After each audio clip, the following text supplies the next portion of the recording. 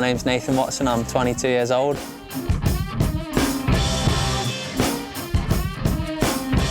Ben Watson, 19 years old.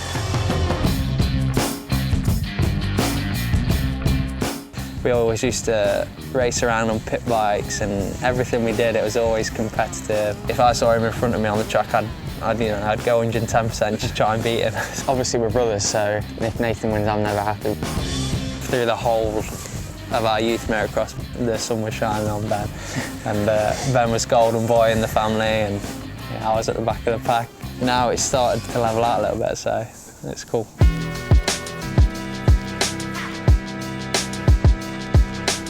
"40 riders end up lining up on a gate, and then you funnel down into a tight first turn, so the start to everything. No one really socialises, everyone's just so focused on what's coming up.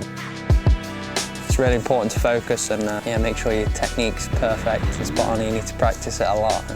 15-second board will go up, 5-second board gate drops, and you're gone. If it's a GP, it's 30 minutes plus 2 laps. You race as hard as you can, and the fastest man comes over the line after the 30 plus 2 first. You can have real deep sandy tracks, literally like a beach sand, and they're normally the toughest. You've got to be really fit for them because they get really whooped out and cut up, so physically they're the most demanding. And then you can have the complete opposite where it's like tarmac, it's real easy. Your bike just stays still, kind of like road racing.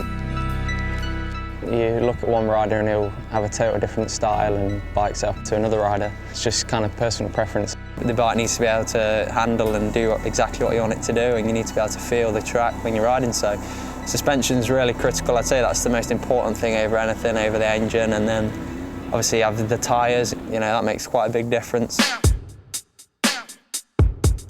You have different tyres for the different terrain. So you have what's called a scoop tyre for the deep sand. So the knobbles on it are kind of like a hook. So when the tyre's spinning, it's kind of scooping everything and pushing you forward. And then on the hard pack, you have like a big hard knobble. When the track's so hard and the tyre's moving so much, it gets warm and then the rubber gets soft. So the thicker the knobble on the harder terrain, the better your tyre really. Physically, it's one of the most demanding sports, and people from the outside looking in don't realise that. You think you just sit on a bike and twist the throttle and that's it, you go. But not until they actually ride the bike they realise how tough it is, and talent can't always beat determination.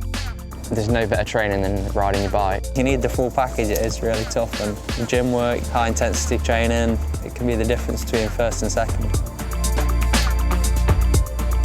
We like to get out on the mountain bikes and get into the countryside, and it just builds up your endurance, and it's just perfect for our sport. I did a bit of rowing this morning, that's also real good training. It targets all muscles in your whole body, so it's really physically demanding. It gets your heart rate up really quick, and it's really good. Precision is really important in motocross. Obviously you've only got a certain amount of track to move around on, so landing off jumps and entering corners, exiting corners is key. You start getting a bit tired, it's like, the bike starts taking you for a ride. A lot of people don't realise how much speed you can gain from staying low on a jump. You can make seconds up so easily by what we call it a scrub, or a whip if you want to make it look good, I guess.